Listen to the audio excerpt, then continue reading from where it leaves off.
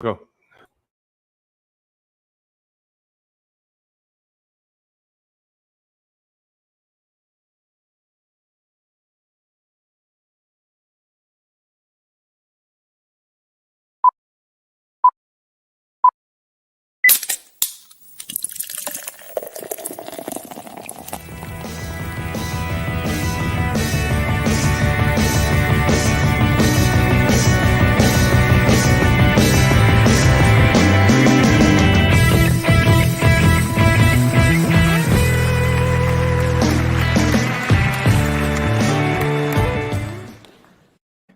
We're actually here. We didn't forget you all. We are here. And look, tonight's special guest, Lucas. Ha ha. Welcome to Brewing Controversy. It's the Oktoberfest edition. I'm back after David publicly shamed me last week for spending time with my mother. Yep. I was not walking that back. busy Thursday. What the hell were we doing Thursday? Thursday I was hosting Mom and had a meeting. Just all sorts of random shit overlapping. Anyway, it's good to see everyone again. As you can see, where you're in the festive mode to juxtapose against the otherwise doom and gloom topics of the day.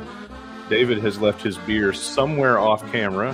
And No, I just realized I forgot to put all the rest of these beers in the cooler while I was picking them out. So I was just like, oh no! Yeah, we had a lot of last minute prep to do this time around. Lots of moving parts, but we'll be here with our festive music and our themed broadcast for basically one big topic and 3 beers tonight. Yep. So if you're out there and you've brought some festive, appropriate Märzens, Oktoberfests, etc. to drink, and maybe some charred, grilled, or otherwise heated to disease-killing temperature meats or pretzels, what have you, feel free to munch along. And if you're here, as always, say hello. Brian is here. Hey, Brian, how's it going, buddy? It's good to see you. Good to see you as always, everybody. If you're here, say hi. And again, welcome to Brewing Controversy. So if you're just coming in here for the first time, 2 liberal assholes that don't filter themselves while they drink craft beer and they bitch about the state of the world from a leftist bent. That's who we are. That's what we do. And with that, it's time to kick off with a beer. We got to squeeze that extra beer in somewhere. And that's going to be the kickoff point for us today. So, David, do you want to open it up talking about our first one? We're sharing. This is a shared beer experience. We occasionally get to have that. Yep. Even though we don't live close, we do get to pick out the same beers occasionally. So tonight, to start it off with, we're going with our probably the most basic of any of the beers that we're going to have. It's our Bell's Oktoberfest beer. As with all the beers that we're having tonight, it's a Märzen. Lucas, hit that wonderful little score. Right. I was trying to get the music. What you're here for, producer. Wrong one. There you go. Oktoberfest. You talk, I show, because you have a Stein. Such a hot mess today. there's the it's bright, it's beautiful. You can't miss it in the store. It's a Märzen. I gotta say, as Märzens go, though, the crispness on this is really nice. This has got a very distinct sort of the way it goes from malt to crisp is really nice. It's right up to the line without being over hopped, which is normally that's a good description. Yeah. I mean, it normally that's where people screw up Märzens a lot, and I've definitely seen Tailgate screw up a Märzen that way by over hopping it, and this is right up to the line without being over hopped. So I'm very pleased with this. I mean, it has a nice kind of caramel-ish mouth taste at the end. It's good. It is kind of interesting though, because it's like the real caramel flavor only pops on at the very end once it's all the way down. So yeah, you're right. That's kind of that checks out. That's been my experience with it. I had a bunch of these last year because I kind of I was newer, so I went wild because I can buy all the bells I ever could possibly want, and because it's down in Kalamazoo, it's like an hour away, and Bell's is a standard that craft beer drinkers all over the country can enjoy, widely distributed. And of course, as we covered at whatever point a few months ago, it was purchased by New Belgium, so there was that. But it's good as a go-to in many ways. Two Hearted is the one that everybody can find almost everywhere, but I think the Oktoberfest has pretty wide distribution. You probably can find it around, and of course, Oktoberfest comes to an end in a few days, so it might end up on sale. It might end up on sale in your neck of the woods. I also want to say, now that you mentioned about the New Belgium buyout, this tastes like a New Belgium product now. Like, there's nothing about Two Hearts that I would, but if I would compare this to Fat Tire, I would say this is like a Märzen Fat Tire. That may just be like a mental thing that I'm having right now, but the psychology coming through. It may be, but I'm like. By the way, Carrie's here. Hello, Carrie. How's it going? Hey, Carrie. Welcome. Okay, I guess I can get with that, even if it is a psychological effect. I think it might be. David told me earlier that he wasn't bringing any snacks, that he was just going to sit and watch me eat while he drinks twice as much as I do, which would be what we'd be doing if we were actually, at an Oktoberfest. So exactly, this is what I'd be doing anyway. So I'm like, go ahead. I, on the other hand, have some stuff your face full of all that bread. Bites. I have all the bread I need right here. I've got some tasty pretzel bites with very, very authentic German pepper jack. Not, but there's pepper jack cheese stuffed in them, so I thought it was a good mashup of my favor of spicy things with somewhat on theme. So there you go. That's my vice. David gets to smoke. I get to eat pretzels. That's right. That's how this works. Me and my 50 air purifiers sitting behind me. I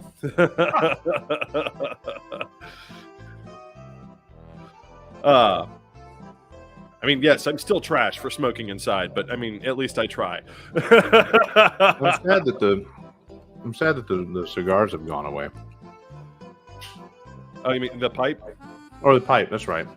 I couldn't remember which more dignified thing it was. The pipe. That's right. It's just hard to keep up with and keep clean sometimes, and I do still smoke it occasionally. I need to bust it back out. Well, it's pretty hands-on, really. I mean.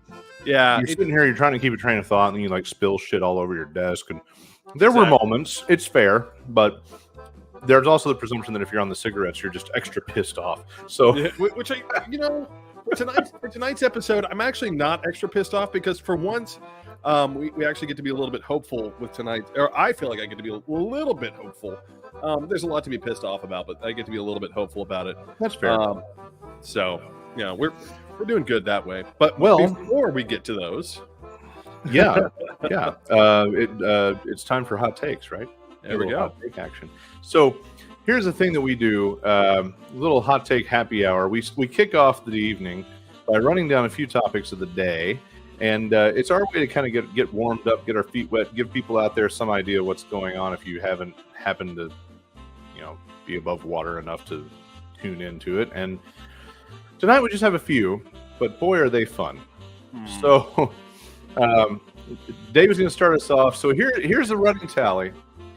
We've got these at the bottom of the screen, so if you happen in, you kind of know what in the fuck are they talking about, and you can see where we're at. And David, you as the legal scholar, you got to walk us through this fucking judge special master craziness. So, I mean, first of all, for those of you who don't understand how the special master system works, it's rather a new invention in law, which is the idea is that because the practice of law has gotten so complex, it might become possible that confidential documents can be mixed in with documents that are also evidence.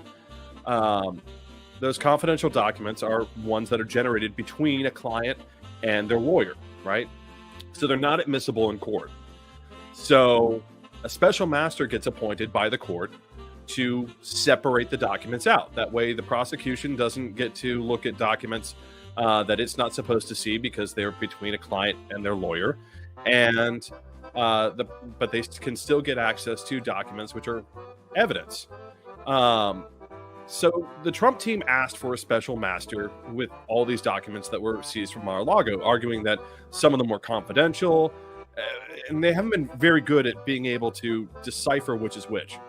So they reached an agreement with the Department of Justice to appoint this guy, Judge Deary, to be the special master. Well, Judge Deary came back and said, okay, I'm going to divide everything up into 6 categories, right? Things that are obviously not privileged, that are classified, that I can't even see, things that are classified that I can see, things that are communications between Trump and his lawyers. How is there anything that he can see if it's classified? Shouldn't the judge, no judge should be, right? Well, what's called foreign intelligence judges, okay. Specialized judges, they can see it. The Department of Justice can see it because they can be read into the project or whatever the classified material is. But it's one of those things where if you don't absolutely have to know, we're not going to tell you. And so, we're going to trust Deary to be able to tell the difference. So, the next category is things which are neither. So that are not going to be either classified nor privileged nor anything. Just bullshit on cocktail napkins that Trump shoved in between all the pages and folded. Right. Yeah. Then you've got confidential communications between Trump and his lawyers. Then you've got documents that were produced by his lawyers and P tapes. And P tapes. And then you were supposed to have this 6th class of documents, which Deary said, well, you've alleged in your filings to me that the DOJ planted documents. So I need you to put all the documents that you think that the Department of Justice planted in Mar-a-Lago, I need you to put them in this category for me so I can judge whether or not do they belong in one of the other 5 categories, right? And the Trump team freaked out. And this is their guy. They picked this fucking guy. Yeah. I mean, this was a mutual agreement between the Department of Justice and the Trump legal team to pick Judge Deary to do this. Part of a long history of that jackass thinking that he could just appoint people and select people and everything would go his way just because. Well, I mean, I suspect now. I'll be damned. Now that I've heard some things, I suspect that this might have been a mistake born out of the fact that none of Trump's lawyers like each other. For instance, the guy that he paid $3 million up front to handle all these legal things, he's basically fired him. And of course, that guy's looking around going, I'm not giving the $3 million back. You assume that he got it. I mean, that sounds like a bill, and Trump doesn't pay bills. No, he made him pay up front. Well, that's wise. Yeah. So, now this has gone back to Judge Cannon. Judge Cannon the Trump team turned around and said, oh, please, Judge Cannon, please don't make him do this because it forces us to raise. It's what's called raising a defense. So when you get accused of a crime, there's a flow to how you say not guilty or in words in the document, which is the first is I didn't do it and here's why. The second is, all right, I may have done something similar, which is also illegal, but here's why that doesn't count. And the third, in that list, third or fourth or fifth in that list is I did do it, but it doesn't count, and here's why, right? Those are your, and the here's why are what are called your defenses, right? So Deary has basically said, you've alleged that these are mixed in with confidential documents. I don't know which is which. I need you to tell me what you think they planted. Because I need to know to set that aside. And they've said, well, that would cause us to raise our defense before we've actually gone to court, which you can't make us do. And is that true? Is that legally true? They can't be made to do that? That is legally true, but there's nothing to preclude the special master from saying, you gave me a job. Right.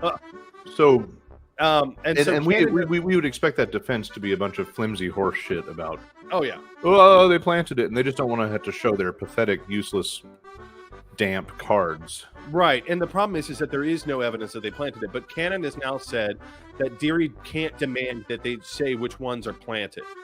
That's wild. Which, I mean, the DOJ is going to very quickly take this back to the 11th Circuit. The 11th Circuit has already been crystal clear that they are thoroughly... When you as a district court judge get a decision, get a remanded decision, and just to be clear, like the way an appellate court works is you take a case to, you say the district court judge was wrong, and you take it to the appellate court. Yeah. And the appellate court then says, either we're going to overrule in part, or we're going to overrule and remand. Now, what remand means is basically, hey, district court judge, you made a mistake.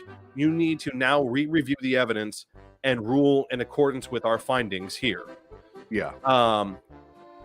To not remand, in other words, to simply say, this is how it's going to be, is a very rare occurrence. The 11th Circuit took the time to say, we are not remanding. We are simply telling Judge Cannon, this is how it's going to be. She doesn't get to rule on this anymore because she screwed it up so badly, and we're going to go down the list of how badly she screwed up. And just so that she understands, the fact that she's doing this again is shocking.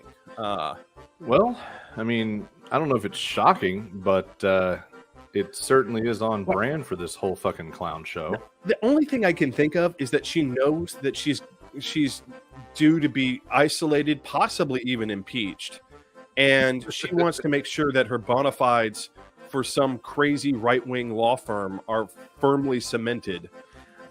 You beat me there. I was going to say, what the fuck is she hoping to accomplish here? But okay, I guess that... Yeah, firmly cemented before she has to leave the bench, so she can go, get a nice new job after all this is done.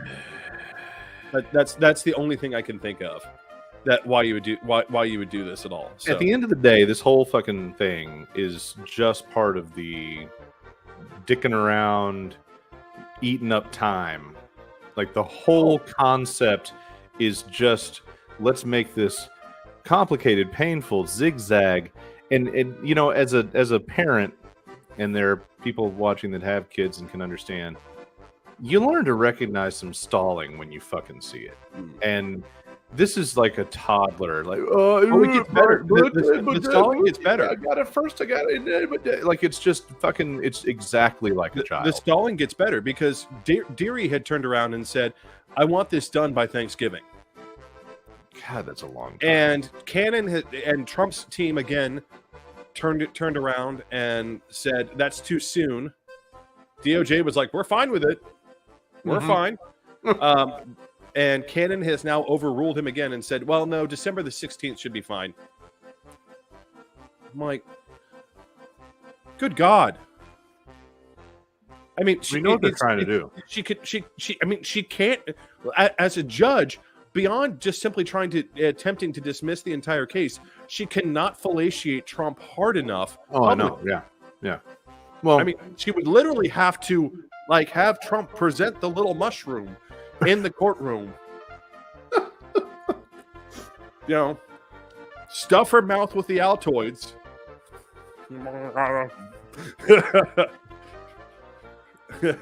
I don't know. It's nice to have things in court that are big enough for the sketch artist to actually draw. Anyway, so to me, this is all just a game of let's make sure that no major things happen until after the midterm, and then we can angle this in whatever way. Because I really feel like we're going to get to the point where he wants to get to be able to say he's running. He wants to be able to declare that he's running again. Then have the shit hit the fan and the charges get filed, and then he can say, oh, well, because I was running, they decided to file charges and try to screw up my eligibility. Like, he wants to create as much chaos and bullshit as possible. Well, because he needs another thing to fundraise off of. That too. The thing is, Trump has no hope. He does not have a snowball's chance in hell of winning the presidency ever again. I'm glad you think so, and that might figure into our big topic of the evening. Yeah, but that's good to hear you say. I mean, there's no electoral math. He's not taking Pennsylvania ever again. He's not taking Michigan ever again. I don't think. I think that now that Georgia is thoroughly in play, I don't think that he holds on to that. North Carolina keeps on slipping into play. Arizona's in play. Those of us who live here in Michigan still don't quite feel comfortable. But I mean, you shouldn't. Don't feel comfortable. But it's the likelihood of it slipping to Trump again is not good. Fair enough.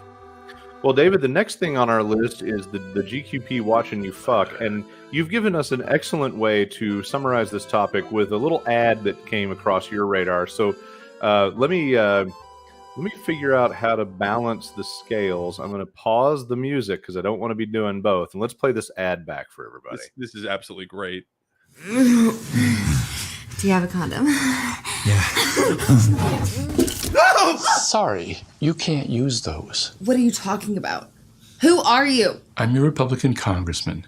Now that we're in charge, we're banning birth control. This is our decision, not yours. Get out of our bedroom. I won the last election. I'm not going anywhere. I'm just going to watch and make sure you don't do anything illegal. I love it. You have to love that lingering few seconds of the staring. It really drives the point home. It really lets you look at this fucking raisin-faced motherfucker and imagine if you're about to bag that relatively hot girl in that video and this fucking guy shows up. And, you know, the situation just keeps on getting worse. And there's a reason we keep on having to bring it up. And, you know, we're not trying to harp on it. But it's that bad. Yeah. It's that bad. And so we've got to.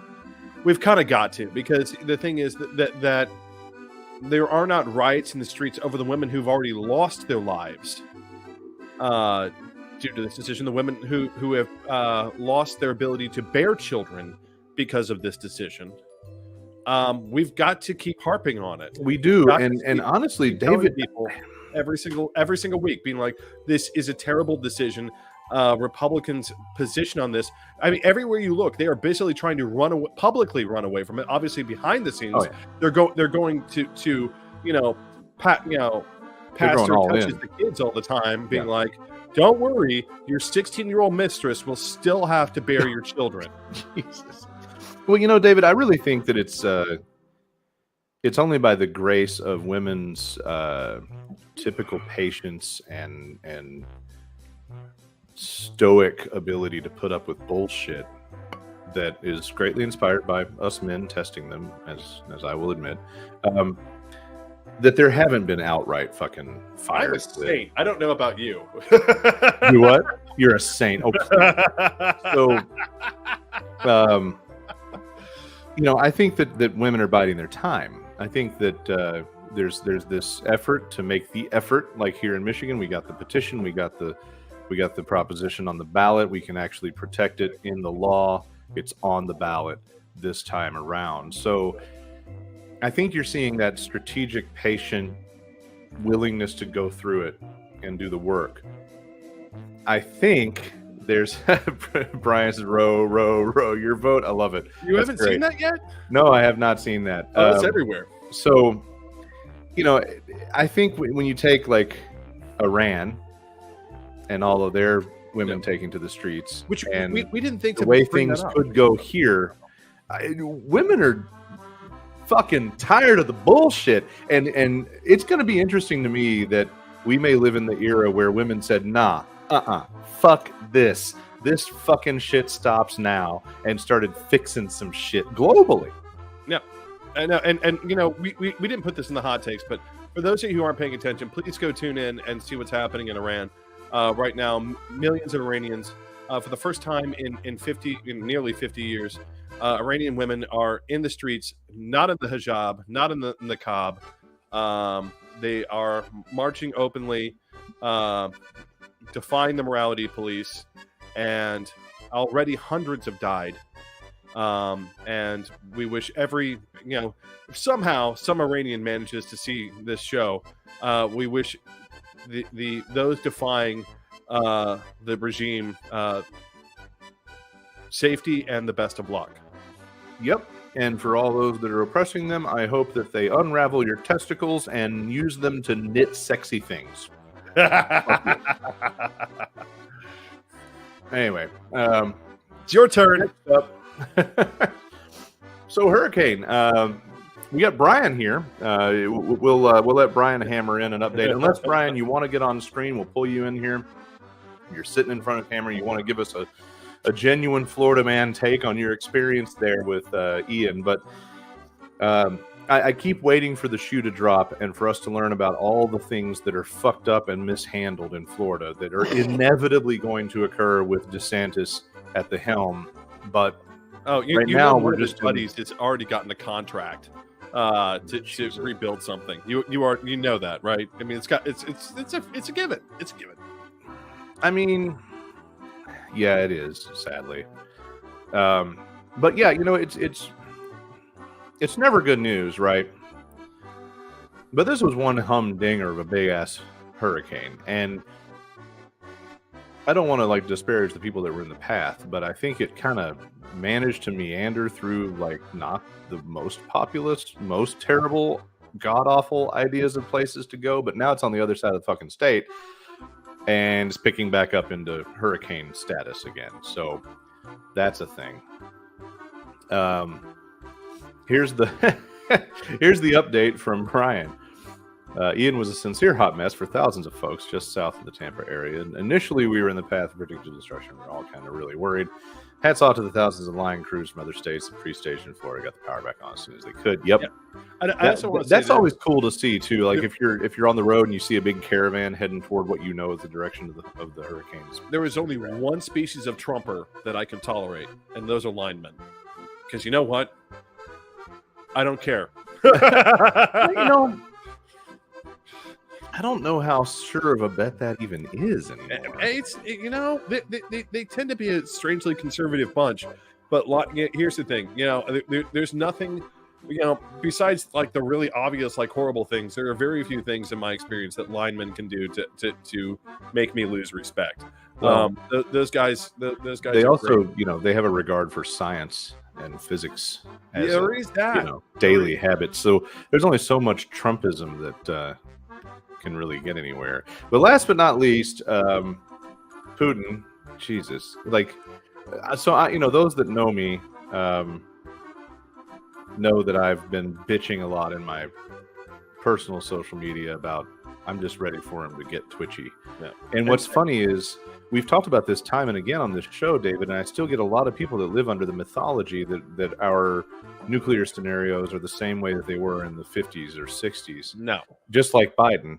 And I'm still ready for that son of a bitch to do some dumb shit. Just fling a tactical nuke in the wrong direction just long enough to let Israel wipe his country off the fucking map. I'm good with that. I'm good with whatever, but I'm so fucking tired of that guy. I mean, here's the thing. To him, I think even Putin, and as we pointed out in our post on the page, Putin knows the consequences of using a nuke. It's why he's never done it before. It's why he even though he's like, well, I can. And it's this crazy idea that he has in his head. And he wrote papers about this when he worked for the KGB, about this idea of escalate to de-escalate, of take it all the way up to the line where you don't think that they in your mind they have to negotiate with you and take something away from it, because that's what Putin needs. Putin knows that right now he is one clue declaration of the Russian army in the Kremlin courtyard with a Makarov. Right? The answer is who killed Putin. He's It can't happen fast enough for me. I've never, aside from Trump, I've never wished for the death of a major political figure harder, with more of my very soul. well, I mean, the problem is he knows that if he uses a nuke, even the Chinese are going to have to push way back, because that also signals to them, hey, if I get into a fight with Putin on anything, he's going to launch nukes at me. Mm-hmm. Same with India, right? India, who's been buying Russian oil at this deep discount, they're going to have to push back from the table to say, again, if I get into a fight with you, you've proven that your only option all the time is to use nukes, and what would happen is Russia would be surrounded by a ring of steel without the U.S. even having to lift a finger. Well, and here's the stuff lately that's really pissing me off is, he's trying to freeze Europe this winter by Bombing his own pipeline. Yeah, holding all the gas, and now the vandalism. Somebody done. By the way, the I just want to give a pipeline. special shout out to Russian agent Tucker Fuckerson. Yeah, right. Who decided to blame Putin for surreptitious. I mean, literally, and we're going to talk about this more a little bit here in a second about these sorts of figures in political discourse. But oh my God, to stand there and say, "Oh, I don't have any proof whatsoever, but I'm just asking questions." No, you're not. You're accusing, and you're accusing without evidence. You're not a responsible journalist, and everyone should always remember that Fox's only defense to what Tucker Carlson does is they have literally stated repeatedly in court documents that no reasonable person should ever believe Tucker Carlson is telling them the truth. And which Tuckerism are you fired up about? I didn't hear about this one. Oh no, he accused Biden of bombing the Nord Stream pipeline. Okay. Yeah. What? Yes, because what I really want to do when I'm trying to keep Europe on side is make things worse for them. That's exactly what I'm going to go do. That seems like a great thing to do for your friends. When even the Danes are like, we literally saw the Russian ships do it. Well, and then this whole fucking annexing thing, like dragging Ukrainians at gunpoint to go vote to become part of Russia. It just he keeps poking, he keeps testing, and I just really need him to like meet the wrong end of a. Oh, you George didn't hear W. about that Pretzel or wonderful little press conference from their foreign ministry about the referendum in Kherson Oblast, did you? Apparently not. So she admitted in front of cameras, no, only 15% of people participated.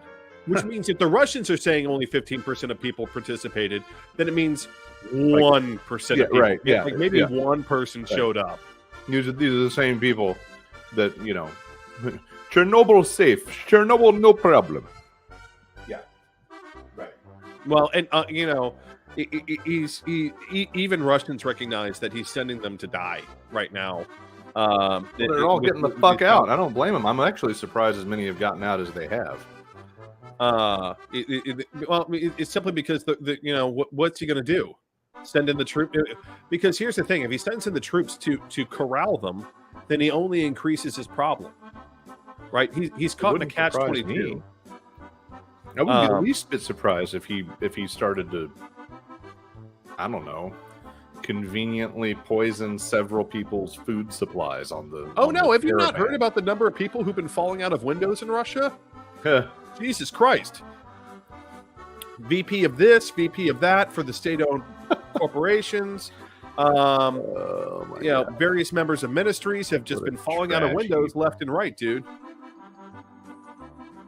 Brian wants to know if we're playing the chicken dance in the background. No, Brian. We're playing our festive Oktoberfest background here. We'll jack it up for you so you can groove. That might be the chicken dance, actually. Okay, fine. You were right. It's basically the chicken dance. Fuck off. I didn't realize. That's great, though. I'm really happy with that. That'll probably be what gets us stripped, the soundtrack stripped off of this. I'm going to be so mad, Brian, if you cause me to boost the volume on copyrighted material that I was hiding behind our voices successfully. I don't think the chicken dance is copyrighted. I don't know. Maybe it is. It might not be. Not effectively. A lot of Russians trying to fly lately. I'm doing the chicken dance nonetheless. I love it. Yeah. But David, it's time to dive into the second beer. Are you ready for the second beer? Yes. I've prepped mine. Mine is I am very excited about this because I didn't think anybody could do anything to make Oktoberfest or Märzen interesting anymore. And then I basically tripped over this shit. So you can go first or I can go first. That's cool. But ladies and gentlemen, this is the part of the show where we normally would break open our first beer, but now it is our second because it's Oktoberfest, and this is what we call What You Drinking.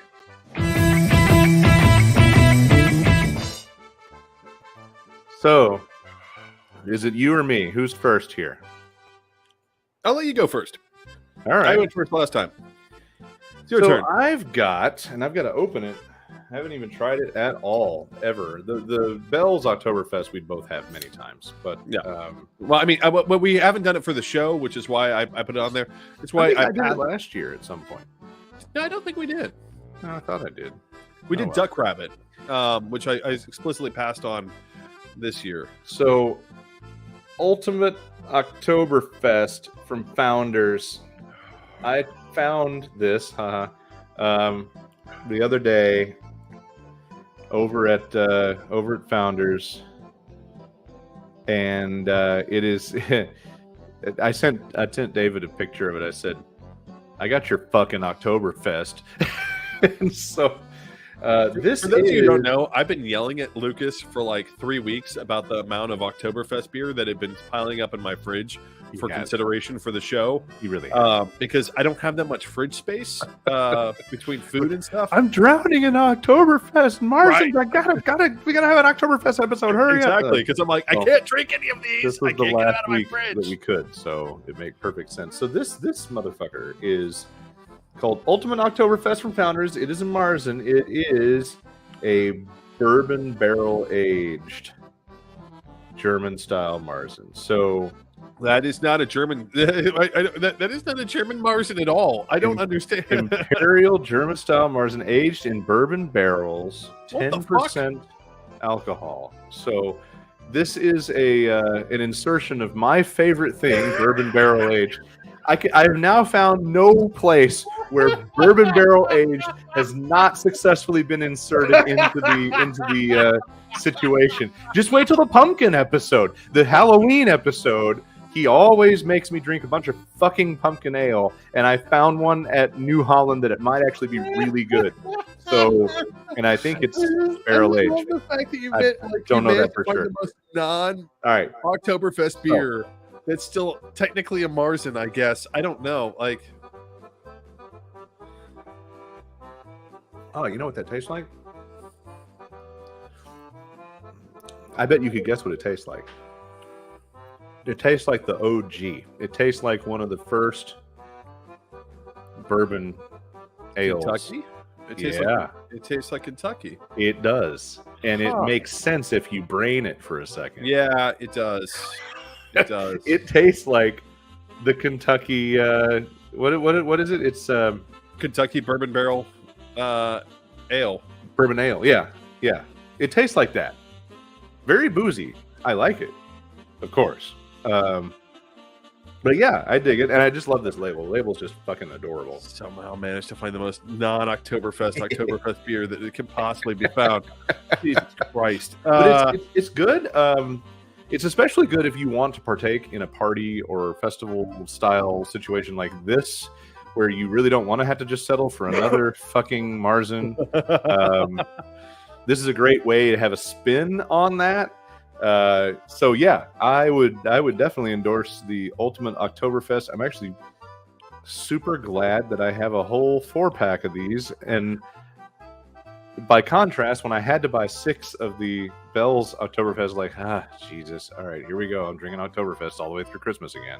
Got mine in the growler. Well, yeah, I was stopping off. We didn't have them in singles. I had to take the 6-pack. So that's all right. But yeah, I dig this quite a bit. It follows in a proud tradition of barrel fucking around that a lot of breweries that I love are doing really well. So, yeah, consider that a good one. Roll out the barrel, bourbon barrel. That's the bourbon barrel. That is, we're talking the classic German style Märzen and taking it and kicking it up a notch by adding the smooth, rich flavors that only 9 months in a bourbon barrel can provide. So, yeah, all right. What you got? So I have the Tailgate Lager Project Fest beer. Now, I want to clarify because Tailgate released 2 beers almost side by side that are ridiculously different, that are both supposed to be Oktoberfest beers. One is the Tailgate Fest 2022 edition. That is a thing. Basically, everyone I've talked to who tried it, and it's like, it's Yingling. They recreated Yingling. It's not a Märzen. It's a lager. It's too bitey because they overhopped it, and that happens. The lager, ironically, the thing that's labeled as the Lager Project, show you the label there, right, is not a lager. It's a Märzen. It's okay. They slap the Lager Project thing on a lot of things, such as Pilsners and other stuff where you're just like, but it is labeled Fest beer, so I mean, yeah, I mean, it didn't totally come in the back door. But it is labeled Fest beer. So the thing between the Bells and this, because I'm still trying to finish my Stein of Bells, but I'm sipping on this. The thing that strikes me about this the most is it's so much sweeter. Which I think is why most people, when they put the Tailgate Fest versus this Fest beer side by side, so many look at this and they're like, okay, this is something a little bit different, because Yingling is Yingling. It's a lager. This is more Märzen-y, but it's a hell of a lot sweeter than the Bells.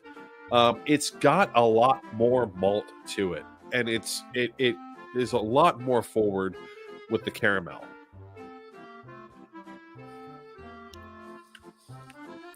And the other thing that it's got that's kind of neat is I would say it's got like a very mild floral note in the middle. Okay. Yeah. It's got, and again, I doubt these people are going, the brewers at Tailgate are going by the Reichsfinnisgast, or however you pronounce it. I am not good at German. All right, listen. I was actually thinking about this. Better than me. I know. I was thinking about this the other day. I'm like, all right. So as a language, you all like to take words and like randomly ram them together. And I wonder if like your linguistics are responsible for your invasion fetish. Right? We're just gonna ram these things together. France is like Germany anyway. Let's just put it together. Like, we'll just create a new name like Frank Deutsch. Frankendeutsch. Like Frankendeutsch. I love it. Frankendeutsch. There you go. We'll just ram the word together. It'll be fine. It's all fine. It's like my favorite German word, Backfinfinkengeist, which is a punchable face.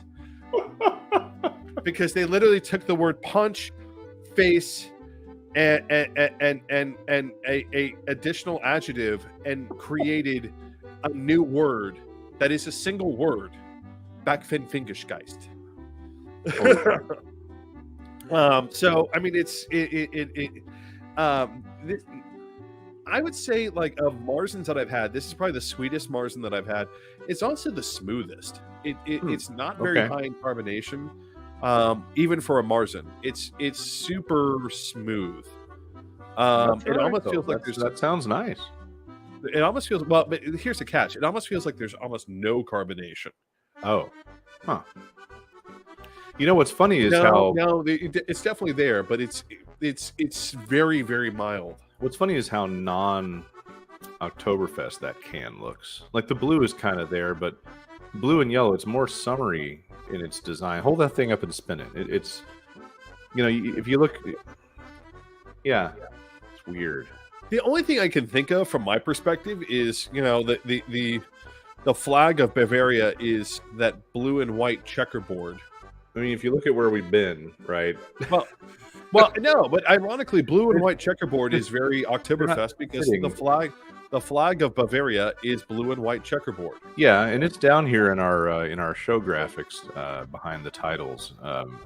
But blue and yellow is like it's almost more Ukraine than. I doubt that was intentional. They just did that. I definitely don't think there's a lot of questions that I have for the marketing department about a variety of things, such as naming things in general, such as, what's the name of that beer? Peanut butter milk stout. What's the name of that beer? Orange wheat. What's the name of that beer? Lime lager. What's the name of that beer? IPA. So basically, the lack of cute naming.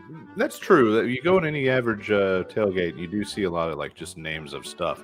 It does take a little bit of the guesswork out of it, though. I will say that. So Brian always contributes a little something to our discussion when we're talking about our substances. So we always give Brian's description of his recreational enjoyment a little bit of a moment in one of our breaks, whichever break he lands in. Okay. For tonight, I went shopping at Move, I hope. Yeah. One of the many fine cannabis outlets in my area, I procured some Mac 1. It's an extremely tight, sticky, smelly nugget. I opened the glass jar, a nice throwback touch in my humble opinion. And inside was a single solitary rock-hard nug. Rock-hard nug. That sounds dirty. It weighed out perfectly and kicked several flavors of ass at 30% THC. Yeehaw. Was that involved somehow in your weathering of the storm by any chance? I'm not sure if that would be a good or terrible idea, but it seems like it'd be appropriate. So now we're gonna move into. We're really gonna spend the rest of the time tonight just on the one general topic of the frequent comparison that we all hear in various banter, and you've heard us say things here before. And we thought this would be a good themed show, given the Germanness of things in the Oktoberfest celebration bubble, to just go ahead and spend a whole discussion on the Weimar comparisons that are often drawn. And there have been so many things said and written, and of course we've said and written, and at this point it's pretty much a common talking. I would say it's a common talking point in any political discussion when you're framing history versus where we are and what we're seeing. And I want to say, especially after Italy's most recent election, which has brought a far-right government, which is using the same emblem as Mussolini. yeah. I saw there was something I saw. I had to find it, and I'm not going to be funny about it because I can't remember the way the punchline, but it was something about Oh, I know what it was. It was, I'm tired of all this wokeness. Recasting Mussolini as a woman is total bullshit. And I thought that was incredibly appropriate. Which is ironic because she gave an entire speech at CPAC about wokeness. Yeah. Which is just... by the way, Olivia's here. Hi, Olivia. Failed to prepare for Oktoberfest. Shame on you. First week of work, though. So an adjustment and hopefully going to Swines and Steins on the 8th. There you go. Well, welcome to the show. As usual, good to see you. And in case you weren't with us, I did find a way to thwart David's wall-to-wall Märzen by a barrel-aged Märzen. Haha. So now you're up to speed, and now it's time to talk about how our nation can almost become Nazi Germany. So I'll lead us out a little bit. Lucas, hit the Wayback Machine. Oh dear, it's time. It's time for another trip with Uncle David into the time machine. It's the Wayback Machine. I always like to preface these conversations with understanding what Weimar Germany was. And for those of you wondering why I'm saying with a V, because W is pronounced as a V in German. Also, for those of you wondering why we're not saying Weimar Weimar. Apparently, Weimar. Oh, uh-oh. Did I lose us? No, you're there. You're just Oh no! weirdly. Oh, I'm choppy. back. Okay. Up. This happened to me earlier. There he is. Go. I'm back. Sort of. All right. So if you all can hear me, we're gonna go on. I don't know what's going on. I imagine AT&T is busily hosing my lines outside my house right I thought you were Comcast. now. No, they're laying new fiber. So So, David's Quality Broadcast is brought to you both by Xfinity and AT&T simultaneously somehow. right. So apparently Weimar is an Americanization of, we randomly added in at some place. But back to the point, the first thing to understand about what Weimar Germany was you have to remember it only lasted for roughly 10 years, right? American democracy has lasted for 250 years at this point, with the exception of, that little civil war that we had in the middle, which we did a pretty good job about.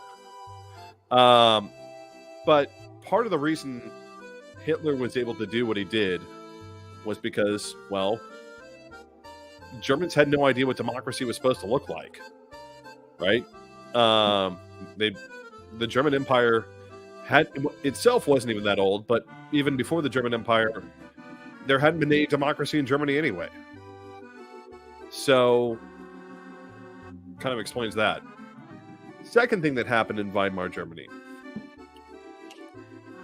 the guy who was in charge of making sure that they stayed in democracy didn't care at all. So that sounds eerily familiar. Well, it does and it doesn't. So, I mean, I would give the Democrats that role right about now. They barely seem to care if it all goes to shit. This is not inaccurate. But the guy who was in charge was a guy by the name of von Hindenburg, right? Yes, the airship was named after him. That's an optimistic name. Right? It was named after him. And this was von Hindenburg's problem. Von Hindenburg didn't care at all. Von Hindenburg was a German aristocrat for a country that no longer had a proper aristocracy. And he took over because no one else would. Right? He became president of the German Reich because no one else was really interested in the job. And he didn't care whether or not there was democracy or not. He mostly just wanted people to stop blowing stuff up and for him to be left alone. That's kind of how I felt in Nashville on Christmas 2020. Just stop blowing shit up and leave me alone. If you've seen pictures of him, he was still walking around in a pickle hob helmet, even after World War One. Yeah. Uh-huh. Yeah. He didn't actually care. And so for him, Hitler taking the chancellorship didn't matter anything to him. He just wanted someone else to be in charge. And that didn't help. That didn't help the situation either. The third thing that you need to understand about Weimar Germany was, for a lot of Germans, again, playing off the first two aspects of the guy in charge doesn't care. We haven't had democracy that long. We basically want someone to tell us what to do. Especially the German middle class, because for them the democracy thing wasn't working out so great, right? We tried this experiment, and now we have communists and fascists fighting in the streets on a regular basis.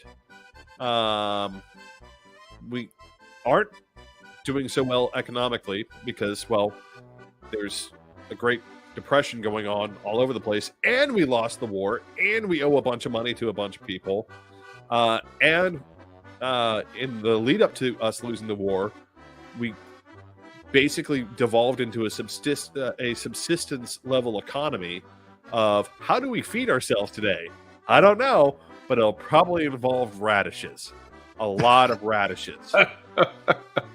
Now, for those of you who don't understand, so because radishes would grow so well in so many places in Germany, they literally tried to make everything out of radishes towards the end of the war. They tried to make radish flour. They tried to make radish bread. They tried to make radish cake. They tried to make radish sugar. They tried to make radish butter. Because, by the way, they killed most of the cows for meat. Damn. Yeah, it was bad. I don't dislike or shun radishes, but they have a purpose, and it's to make cheap fake wasabi, or to slice super thin on a fancy salad. Right. No, they were in a bad place. They really, at that point, wanted someone to tell them what to do, because they weren't used to having first of all, they weren't used to having a say and in how anything run. And to give you a little bit more backstory, there had been a lot of Germans trying to introduce parliamentary democracy to Germany for about 60 years before the war. And they did a lot of cool stuff. And there was this really cool guy. I say cool, smart guy called Otto von Bismarck. And yes, they named a warship after him. And Otto von Bismarck had this great idea. I don't like liberal anything. I don't like leftist anything. I would rather us all just be ruled directly by the Kaiser. But a lot of people aren't okay with that. So, when Otto von Bismarck helped the Hohenzollerns found the German Empire, he did this really cool thing. He said, all right, what do the socialists want? They want pensions?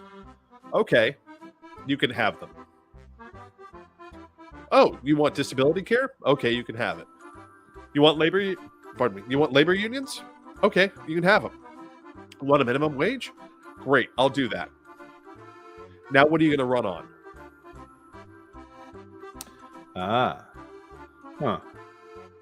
That's an interesting spin, because so far I was like, okay, yep, all right, so I'm moving there. And then you get to the punchline, and it's like the inverse of the Republicans catching the car with the abortion thing. I don't know what to think about that. I don't know whether to say, yes, please, give us leftists everything we want, please. Yeah, it's like back to the old comedy routine of, not my room, don't send me to my room.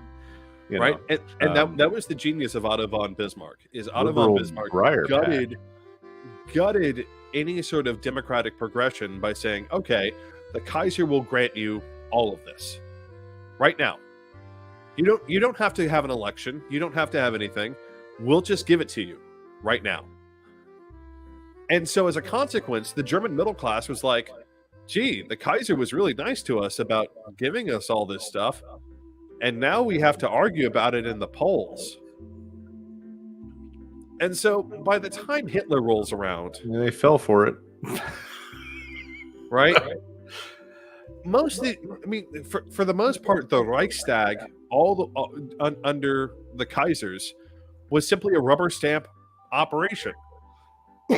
Because what are you going to run on as a leftist? Right? What? We already have disability care. We already have welfare. We already have labor unions. We already have everything we could, everything we could have asked for. That's quite the disarming stack of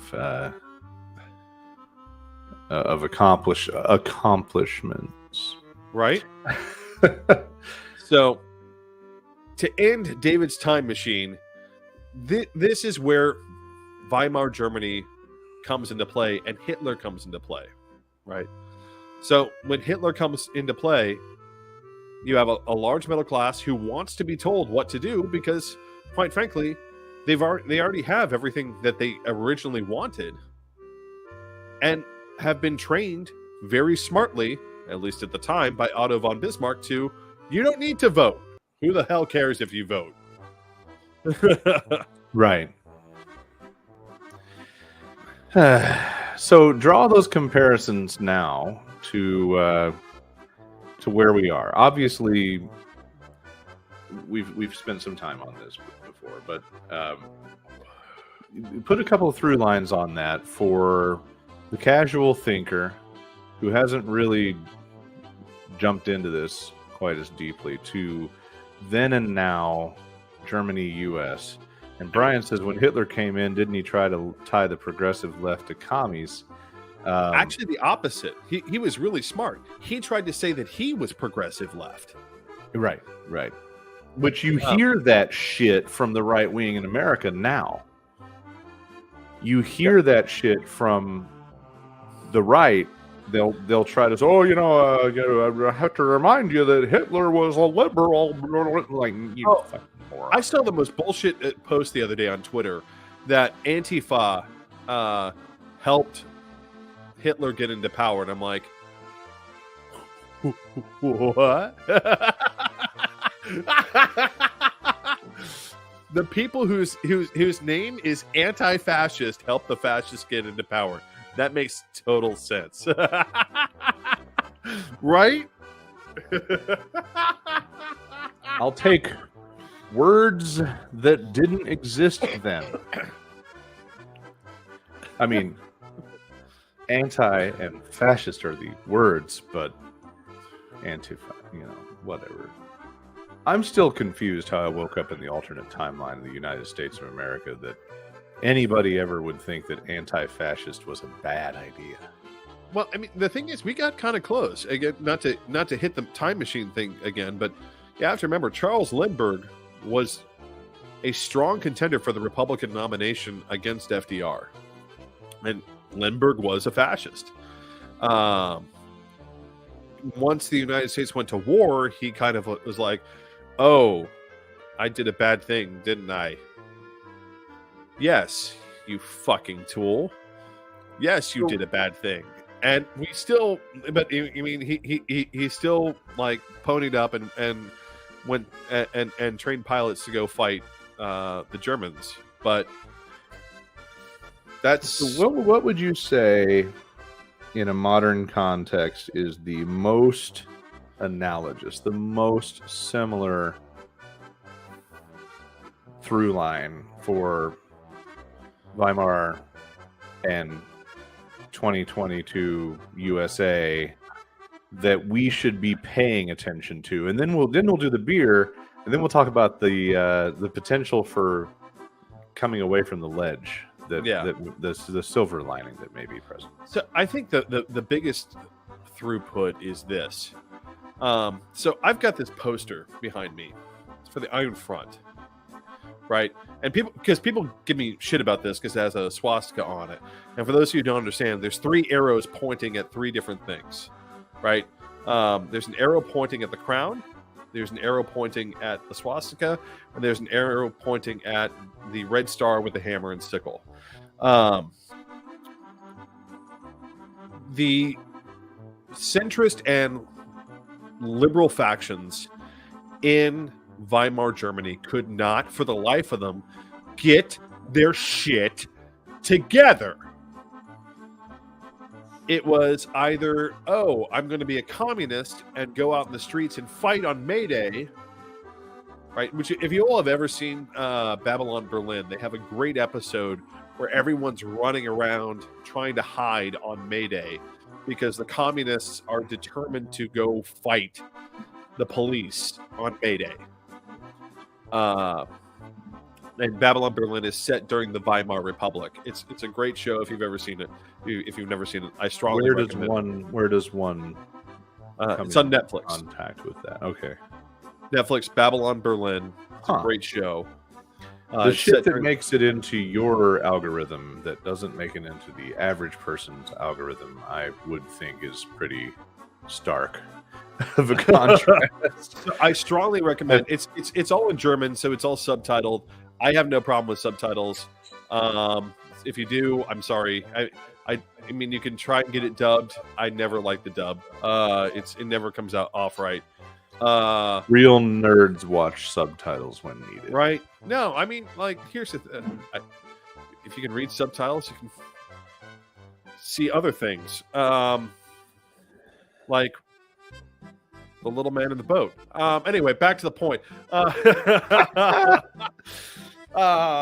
So the point is that these guys could not get their shit together.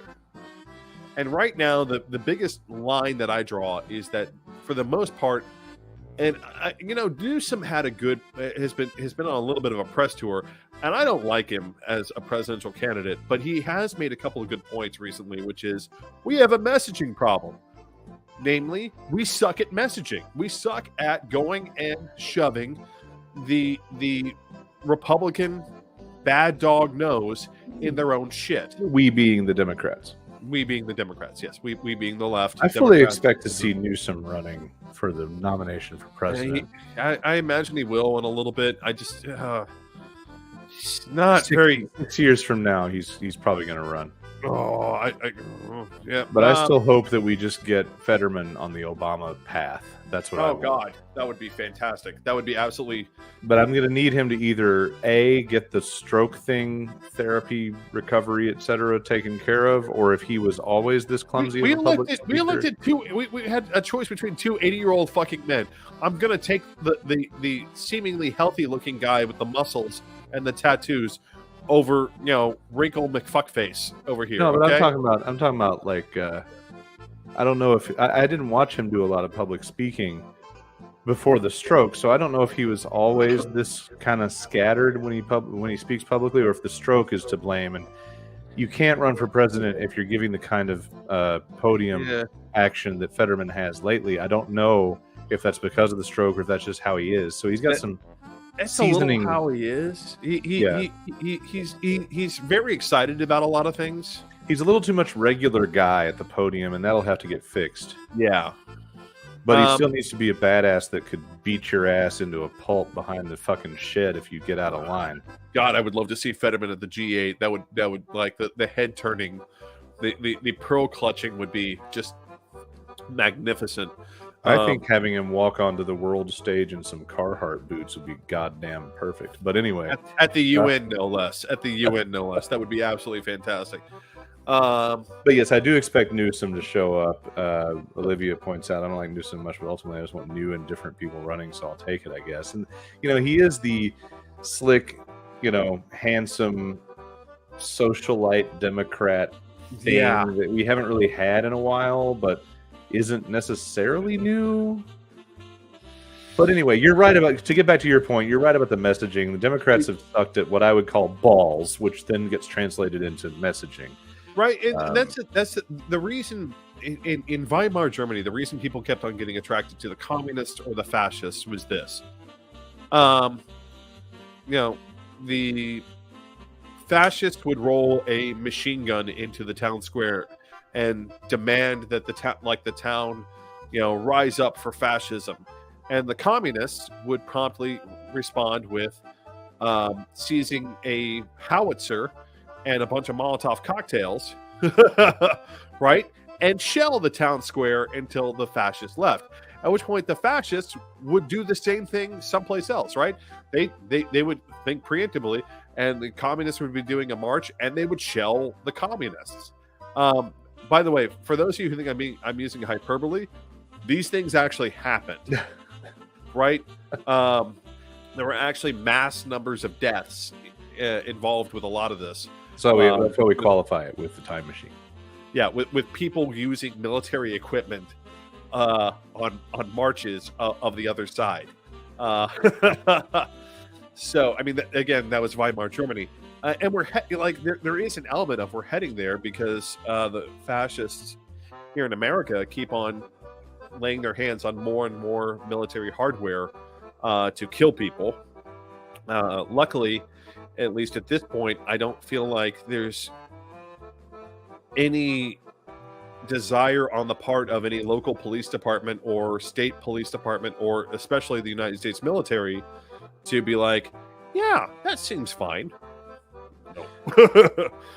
Well, there are some Cletus and Bubba jurisdictions that are totally down with the perceived struggle of the poor oppressed right-wing conspiracy theorist QAnon fuckwits, but not for the most part, I mean, even a sheriff in Texas is going after DeSantis and his human trafficking. So there's still a tiny little pin light of hope.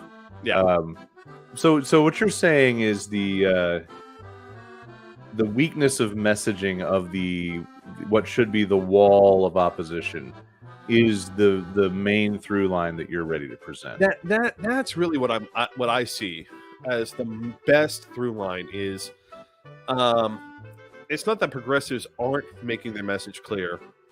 It's that the middle ground, because again, what the reason Hitler was able to power in Germany was that middle ground was willing to say, is democracy really what I need? I mean, this guy's saying he's going to fix it all and it's going to be better, and I don't want to give up any of my stuff, right? And some of these leftists are saying that I'm going to have to give up some stuff, and I don't want to do that because I don't have very much stuff to give up, without, of course, hearing the other side, which is, you're not giving up stuff. The people at the very top are giving up stuff, right?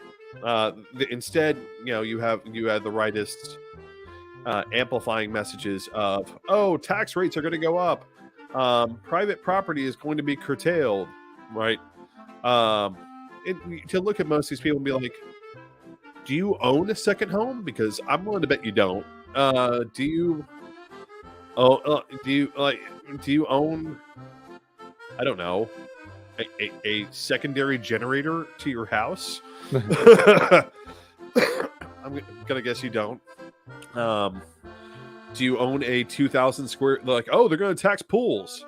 Yes, over 2,000 square feet. Is your pool over 2,000 square feet? No? Okay. It's not taxed. It's always a combination of ignorance of the details with the mythology that I often refer to, that the right relies upon to lie to regular, poor, and barely hanging on to middle-class right-wing folks, that these things matter because you're one day gonna make it. One day you're gonna have that pool.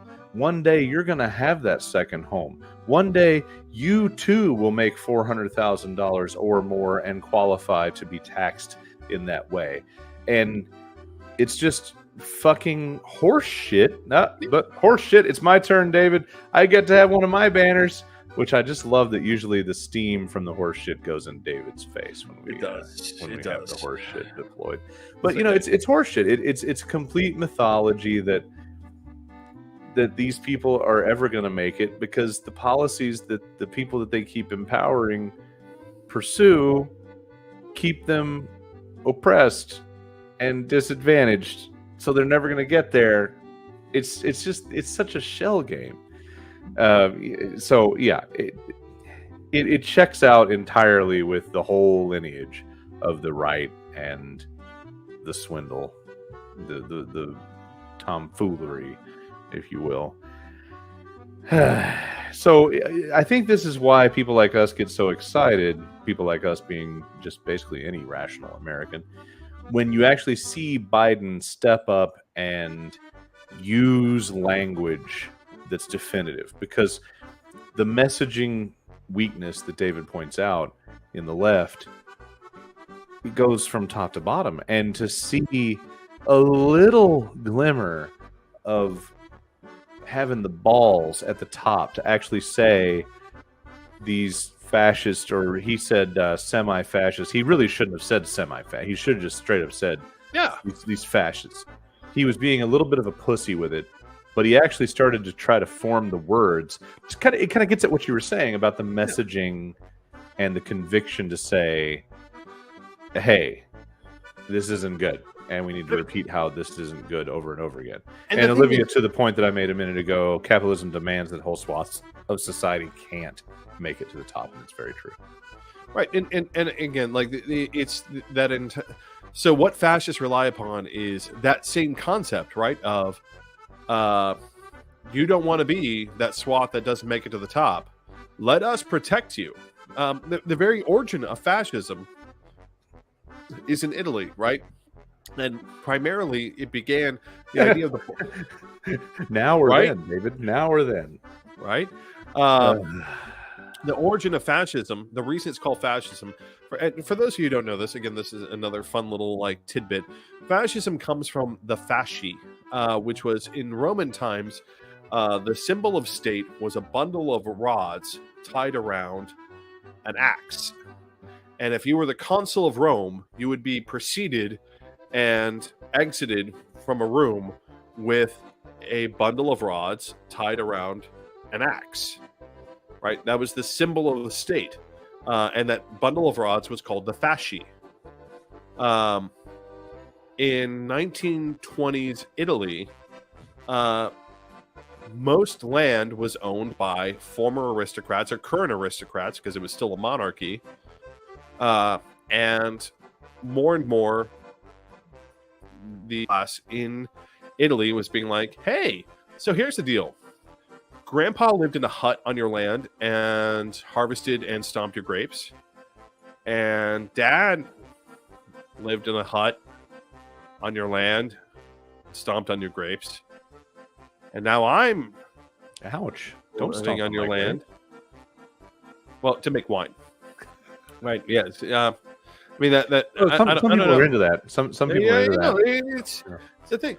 There's a fetish for everything. But my ability to feed and clothe myself continues to diminish. From point A to point, like from a point A with Grandpa to point B with Dad to point C with me, and I don't like that. And you should stop. Oh, I don't get to unionize or build any sort of defense for myself. I'm going to burn your shit down. Right? So the fascists began as a gang hired by Italian landowners to harass their workers and terrorize the people who worked for them. It's where the term black shirt comes from, right? Have you ever heard that idea? They would wear black shirts and khaki pants, right? And they would go and terrorize whatever local landowners, peasants, to make sure that they didn't unionize and try and organize against them. So That makes sense. Yeah. Well, David, you're still hearable, but you have definitely visually frozen in the most Yes. flattering of I know, right? It's closed fantastic. eye. I'm going to let you do the next beer. I'm going to do a little bit of a quick reboot here. I was about to say, I'm going to go ahead and do our intro for another round, and you duck out for a second to see if your camera and internet decide to behave. Yeah. I'm going to be right back. I need to do a whole reboot real fast because obviously that seems to be what seems to be the problem here. So what I'm going to do is I'm going to talk us into our third beer, and in case you couldn't tell, I've definitely been reaping the benefits of the 10%er that I just had with the barrel-aged Oktoberfest. So now it's time for another round, and I'll kick us off with my next one. All right. So next up for me, while we let David do his thing, is I've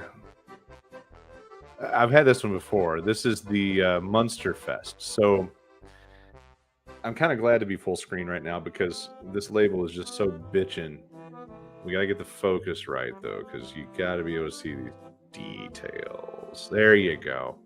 So Munster Fest from Three Floyds. It caught my eye walking down the aisle at the store because of the art. It's just got this giant ass heavy metal kaiju fight going on. That's basically what's happening on this label. Now they're based in Munster, Indiana, and this week I was so for the past like midweek to midweek I had my mom visiting, and the travel plan was to fly in to Chicago, and I would go pick her up, and then fly out of Chicago, and we would do a couple of days of tourism.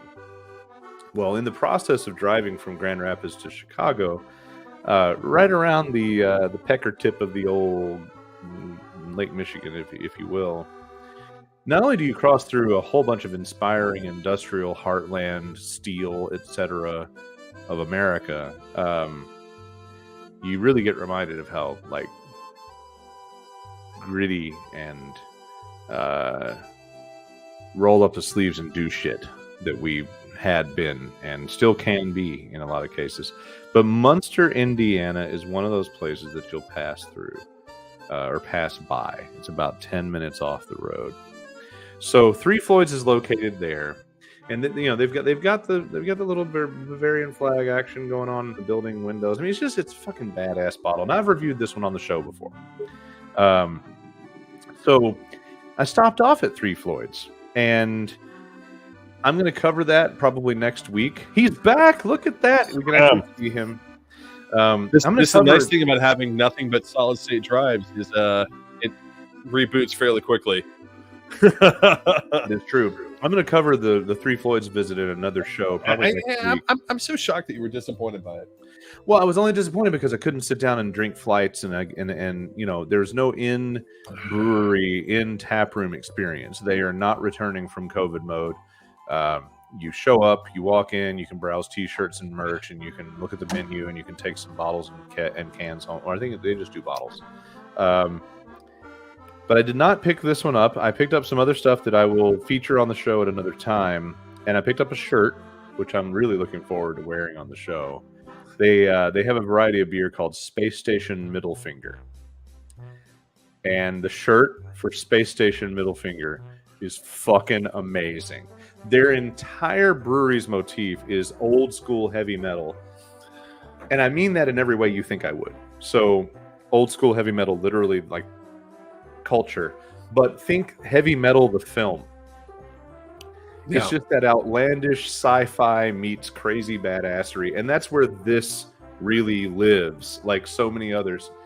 And now that I've had 3 Oktoberfests in a row, and I'm glad I did my ultimate in the middle, the barrel age in the middle, because it broke these two apart, I can say that hands down Munsterfest beats the shit out of Oktoberfest from Bell's.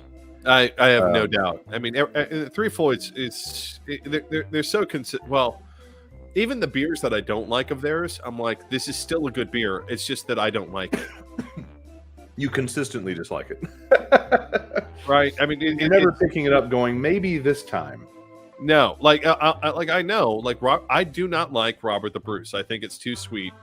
I think it has too much blueberry flavor, and it's not my favorite. But on the other hand, that is one of the ones I picked up. Yeah, but here's the thing: even though I can look at it and say I don't like Robert the Bruce, I would still give it like 4 stars on Untappd, 5 stars on Untappd, simply because even I recognize that even though I don't like it for its flavor profile, it's still a really solid beer. I mean, there's and like same thing with Zombie Dust. Like to me, Zombie Dust is too bitey on the hops. But bitey, the way Zombie, I like what you did there. That's good. Yeah, right. But no, yeah, you're right. There are some beers that you can acknowledge that are perfectly legitimate champions in their space that you don't have to like, and that's a good point. And to answer Olivia's question, yes, probably it'll be Uncle Lucas's slideshow next week. When I was told that they, when I found out and talked about that I couldn't go in and sit down and hang, they actually redirected me to another brewery in a adjacent town in North Indiana. So I have 2 visits to talk about. I didn't get to take anything with me on that one because they didn't have a lot, but we'll talk about that next week. Anyway, Munsterfest, good stuff. I think it's one of the better Märzens I've had. Yeah. Obviously, I've had many Märzens. Standing here next to Bell's, and this is not to take anything. Bell's is a good, reliable Märzen, but Munsterfest is just superior. There's a richness going on here. There's a complexity going on here where you might slam bells 2, 3 at a time and be like, okay, cool, that's been fun. I've got a decent buzz. I've had some Märzens. You find yourself probably unable to just slam Munsterfest. You kind of want to taste it, kind of want to enjoy it, cruise through it. Yeah. David, what do you got? So I have the Victory Fest beer. And so the interesting thing about Victory, and I feel like they did that here. I really... So Victory, I feel like, has an obsession with Belgian yeast. I love that you have the Stein because people can see this Yeah. very... Like, if there's a color that's associated with Oktoberfest outside of the blue and white checker, It's that caramel color. Yeah. that Märzen color is really a constant. So the reason I say I think they have an obsession with Belgian yeast, because first of all, Victory is most famous for its Belgian yeast fermented beers. No matter what they do. This, for a Märzen, is really highly carbonated.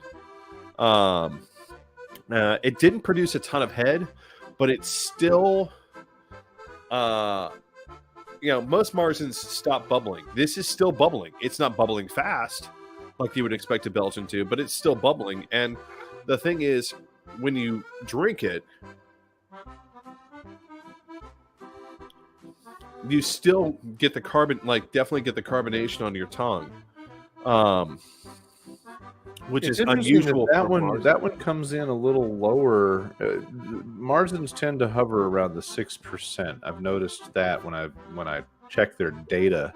Yeah, We've been hovering, well, with the exception of my barrel age 10%er over here. We've been hovering in that 6% area, but your Fest beer is a 5.6, so it's coming in a little lower. I wonder how that affects some of what you're describing. maybe. But I mean, it has that Victory like telltale sign of being very carbonated. The one thing I will say about this, at least as a Märzen, is there's not a lot, like the malt delivers a little bit on the front end. And again, I feel like this is a hallmark of using Belgian yeast. For those of you who don't know, like how Belgian yeast works, Belgian yeast produces a lot of carbon dioxide, a lot of alcohol, very fast, right? When it's added to beer. So it's problematic when you use it in a brewery that has things that are not Belgian yeast, because it wants to grow very fast. It wants to do things very fast. And if you don't control it inside your brewery, and it gets out, it will wreck shit. Because it will go find your other yeast and be like, let's make little yeast babies that are like neither of us, and completely ruin things. So it's the Barry White. It is the Barry White of yeast. Oh yeah, Right?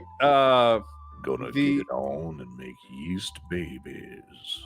It leaves this sort of like almost again, like, because of the carbonation and like the fact that it drops the malt on the front end and then leaves very quickly, it leaves a very Belgian-y flavor to it. This is almost like a Belgian Märzen, is how I would describe this. Which I'm not against. Microorganism that helps make the beer yeast. Oh yeah. Okay, sorry.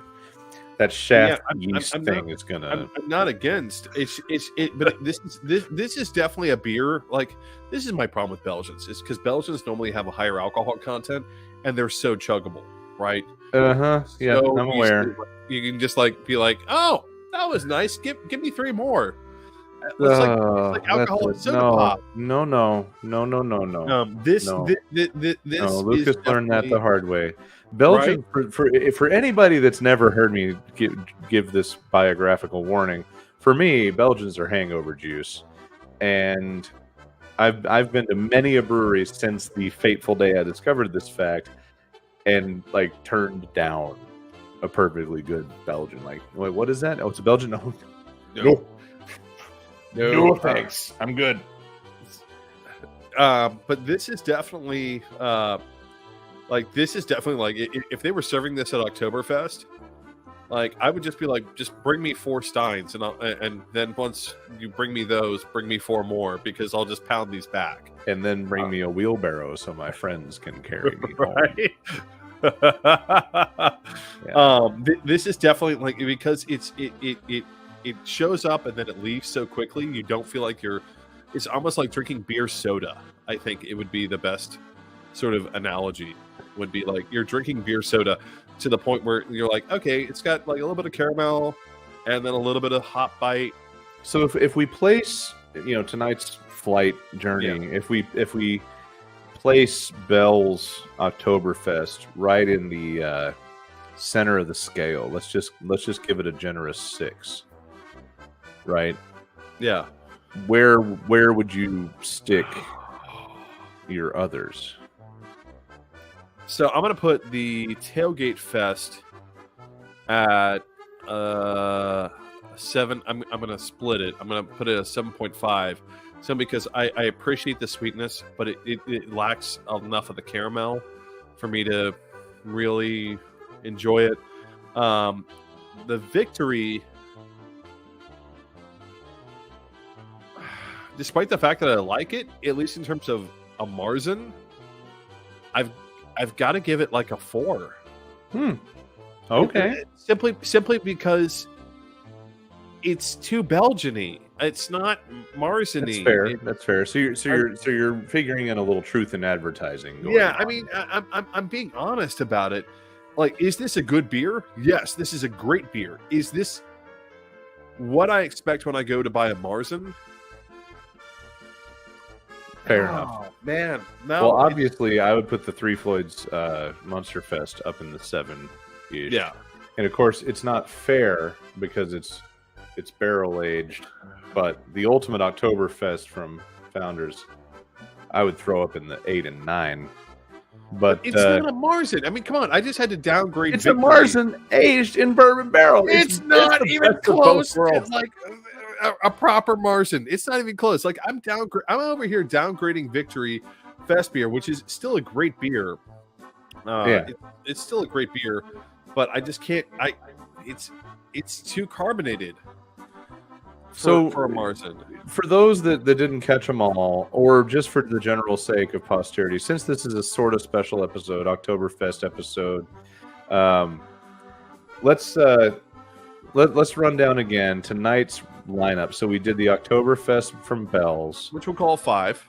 We did the. I was gonna give it 6. I was gonna give it the benefit of the doubt as a good standard. We'll put it in the middle. And actually, on that note, at that point, if we're going to call Oktoberfest like the Bells, I need to move the Tailgate Fest beer down to like a 6, right? Because I feel like the Bells is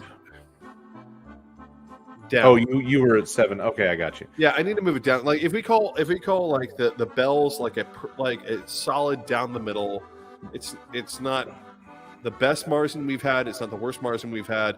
It's the solid middle of Märzen that we've had. Yeah, it's the needle. It's the needle right here. So if it's a 10-point scale, it needs to be a 5, and then I need to move Tailgate to a 6. So that's the Lager Project Tailgate. Yeah, Märzen. That's one of the ones we try this evening. I had the Munster Fest, which I'm throwing in at like a 7 or 8. Yeah. And my Ultimate Oktoberfest, which is a little bit of a cheat, which I'm going to throw in at 8 or 9. Nah. And then David just now, Fest beer, threw that one underneath the. I'm going to call it a 5. I'm going to call it a 5. Oh, you're going to put it on the mark with the Bells. I'm going to call. No, I got to call it a 4. Yeah, you could call it like a 5 minus. It's a 5 minus simply because it's got too much carbonation to be. That's fair. Well, that's the beer lineup, ladies and gentlemen. We're going to jump back into the big story, the big topic, And now we're at the side of the show where we're going to do the hopeful, right? Yeah. So we've been talking about the similarities. It's a frequent trope these days politically of Weimar, Germany, and the U.S.'s situation as we see it. And before the beer break, we talked about the most similar issue being the messaging weakness of the other side. Yeah. As far as the risk. But David, you were talking about some trajectory moving away from the inevitable Nazification of the U.S. And I'm curious what your takes are on that, because I'm remaining very cynical and very concerned. But I do see some of the possibilities, and I'm curious which ones you would highlight. The first biggest one is, as opposed to Weimar Germany, we have 250 fucking years of fucking democracy This is true. in our favor. The other thing that we don't have that Weimar Germany, I think Brian pointed out earlier, people are used to it. Right? People are used to democracy. Yeah. If you take democracy away from people, they tend to get a little angry about it. I mean, it's part of our problem. Some of the time, I would argue, is too much democracy. Like, why the hell are we having fights at school board meetings, which we also elect? Right? I mean, we elect everything. We elect everything in America. To a fault in some cases. Exactly. Like, judges. So, I mean, it's hard to maneuver away from that, number one. Number two, I think one of the things that works very strongly against a fascist or totalitarian takeover of America is it's really hard to unite all, a country as disparate as this in a single movement that makes sense. We're almost always about split down the middle. And one of the things about... Well, we were. Now we're split down the middle with a subdivision of the right that is a very girthy subdivision. When you take the average 49% versus 49% in the U.S. that we've known in our lifetime, with the 2% give or take being the deciding factor at any given moment.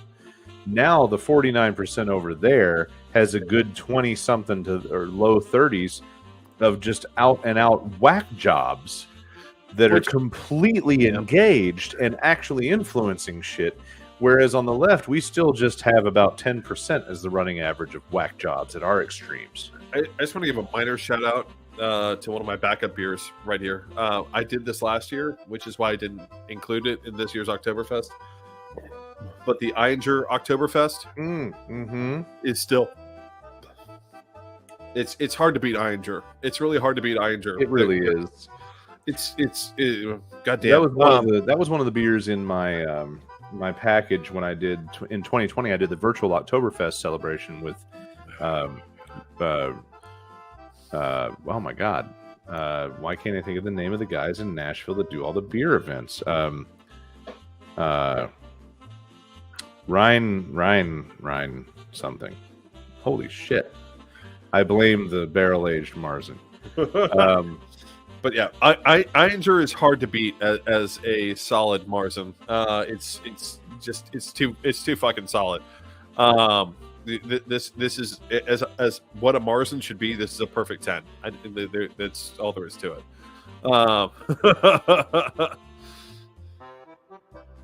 I'm now having to. Oh my god, this is fucking fantastic.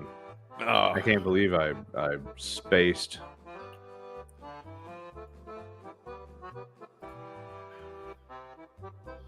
Now I'm having some slow internet to, Rhizome Productions. Rhizome. The Fern. So Rhizome is responsible for several of your favorite beer festivals in Nashville, if you're a Nashville area person. Matt, great dude. And They do great events, and they did a virtual Oktoberfest and in 2020, and it was a lot of fun. And that was one of the featured beers in the little care package that you'd go pick up for your prep for your Oktoberfest. Yeah, for those of you who have an opportunity, Einger is, I would argue, as an organization that makes a point to export to America. Yeah. Einger is probably one of the best German breweries that you can lay hands on, without question. All right, paint that silver lining for us. What's the light at the end of the Weimar Tunnel? I mean, the 250 years of democracy, too much democracy. The other thing that we've got going for us is we don't have a history of aristocracy. So bear with me here. Bismarck was an aristocrat. That's part of the reason why he didn't like democracy. Or it wasn't that he didn't like democracy, he just didn't care. The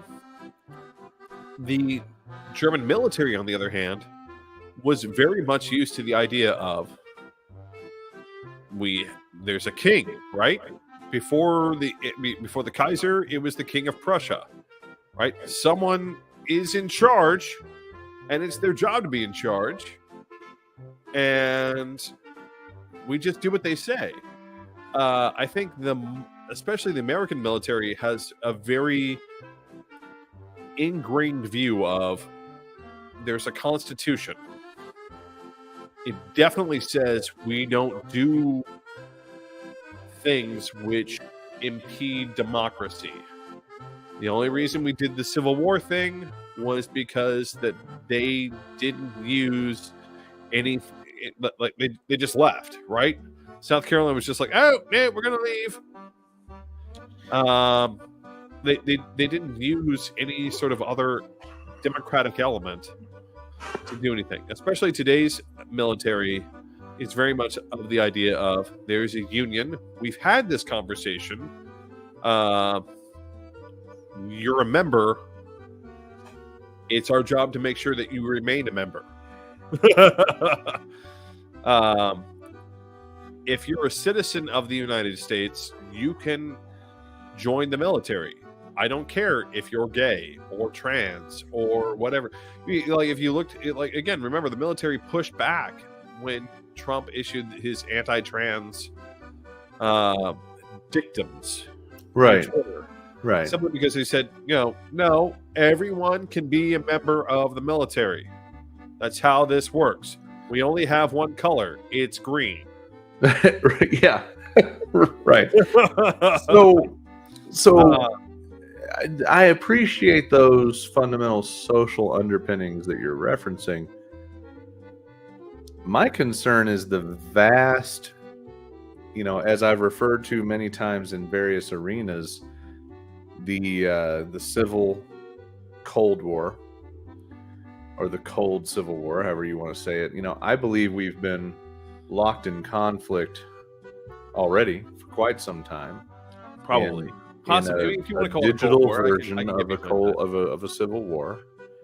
And the vast gullibility and ignorance that is present is the major risk factor to me. And it's great that there are these things that you point out, like we've been addicted to some healthy democracy in a lot of ways. We have a military that doesn't take much shit from the rabble. But how does that add up? If things had gone the way that they should have, in my opinion, on January 6th, and the military had turned the guns on the crowd and just turned the whole fucking mall into chowder like they should have. That was the thing, is there was no military at the crowd. And the thing you have to take as a good point is that already the right is already attacking the military as being too woke, right? And the reason that they're doing that is because Miley's quote from that day was, I'm going to surround the Capitol in a ring of steel. Millie, sorry. I don't know what it is, ladies and gentlemen. This fucker cannot Kamala or Millie his way out of a sentence. I'm bad. I'm trash. You end up hearing him talk about Kamala And so you're starting to wonder, is it Miss Marvel? And then you hear him talking about Miley, and you're trying to figure out when exactly Miley Cyrus traded in her wrecking ball for a tank. Listen, I'm trash. I admit it. It's fine. Moving on now.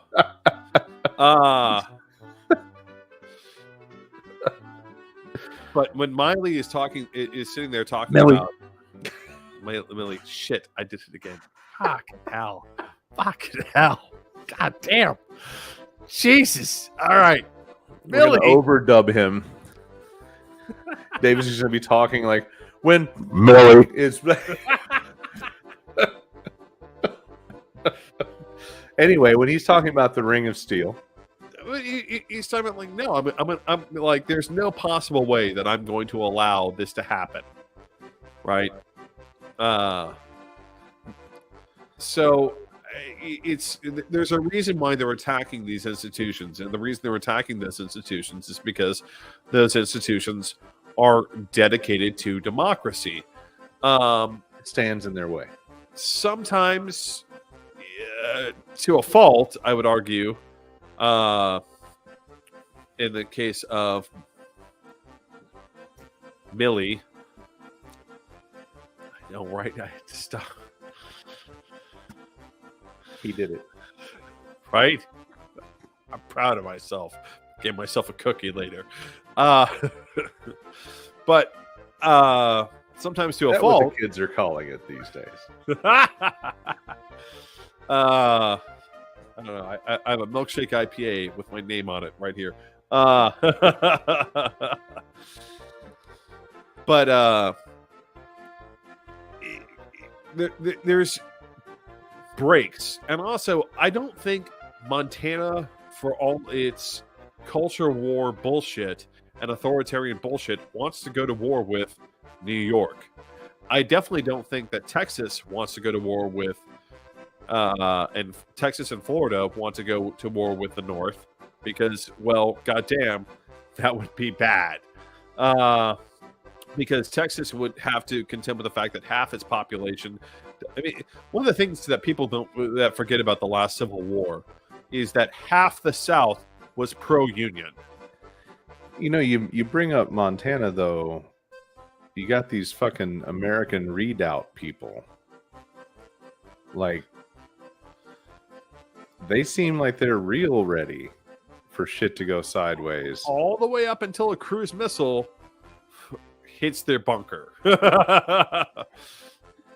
I mean, trust me, as I've already mentioned tonight, my bloodlust for the way shit should have gone with these insurrectionist motherfuckers is pretty high. Like, half the reason, I mean, David and I, for those that didn't see some of the developmental time, in 2020, I started doing this bullshit where I would just once in a while make a video called Day Drinking Discussion.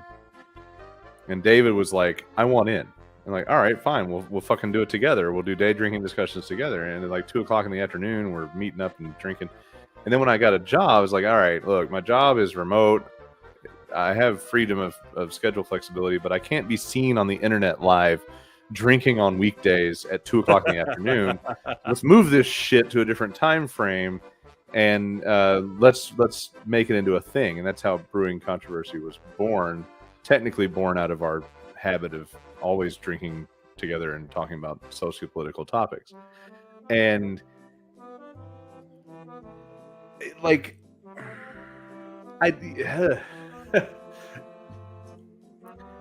I've made it very clear that the things that bothered me were multifaceted. But on January 6th, David and I got together over at his place. And we mostly did it for processing, like, what the fuck are we seeing? But we needed to do something, and we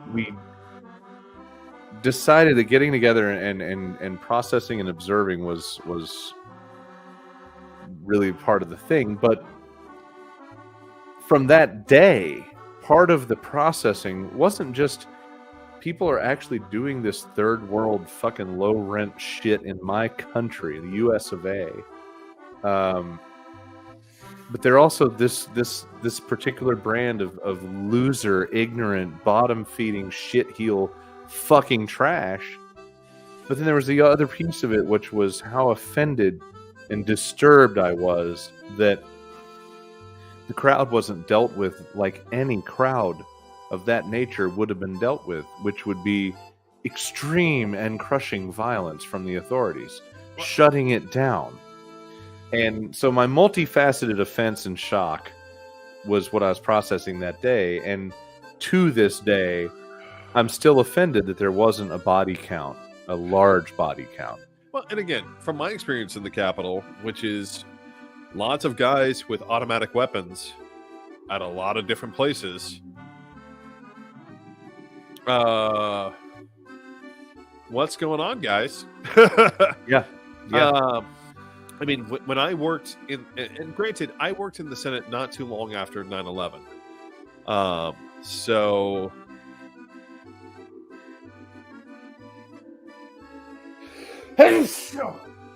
I wasn't sure if you were developing the right way to say some borderline racially insensitive stuff about Middle Eastern folks, or if you were about to sneeze, but that question has now been answered. It has been.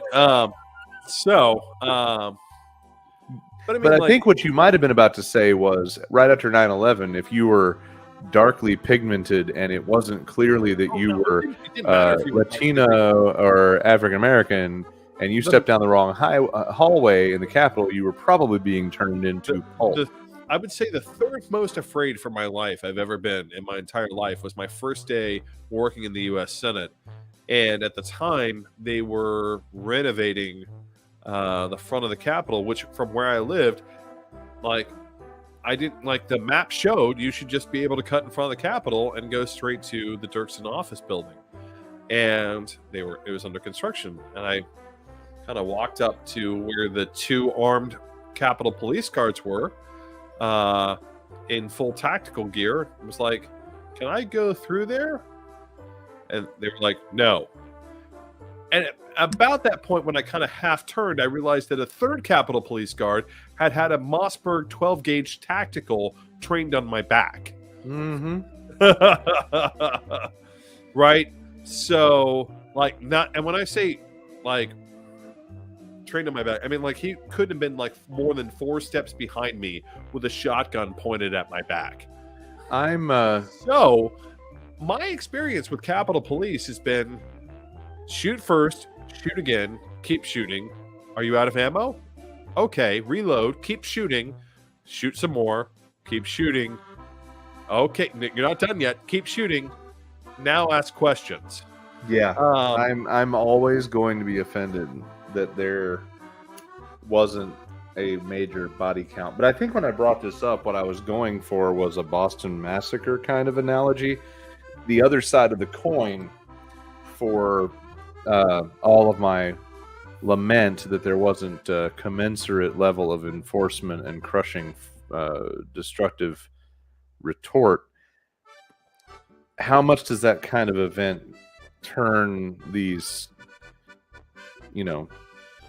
useless, feckless, shitheel, gun fetish fuckwits into a mobilized, I won't say organized because there's no way they're ever going to be organized, but that's the risk that I've often felt, and I'm wondering if you feel that that's less of a problem now. I feel like that's less of a problem, mostly because, all right, so time for David's time machine again.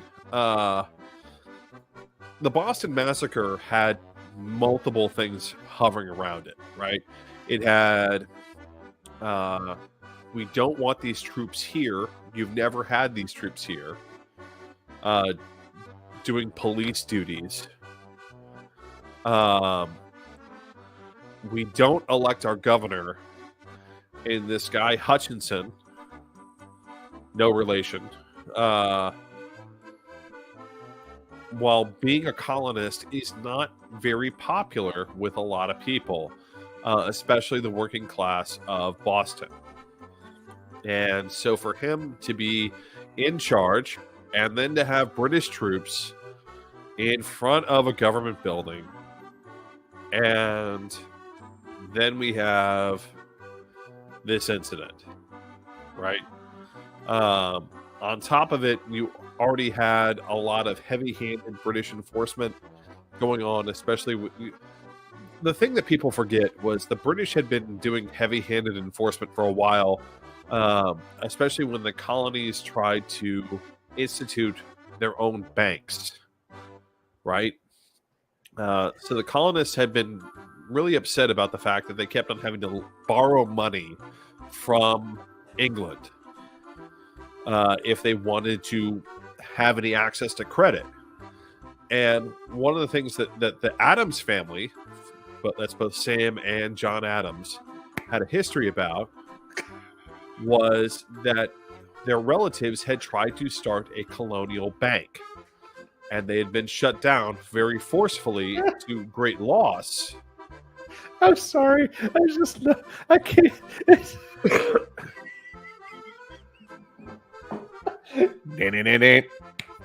Okay. You said Adam's family. It's almost Halloween. It's just too easy. But yeah, so like there are a lot of lingering problems that were going on. That's fair. But the perception could be very well the same with the. Well, I don't know because they tried to make that with Ashley Babbitt. I want to clarify, Ashley with an I. Jesus Christ! I'm like, I don't care that she's dead. That's the most bachelorette fucking name I've ever heard in my entire fucking life.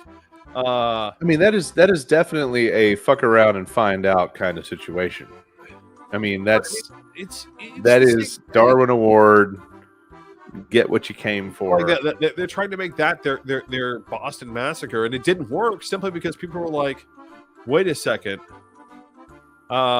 She tried, like, at least with the Boston Massacre, like nobody did anything.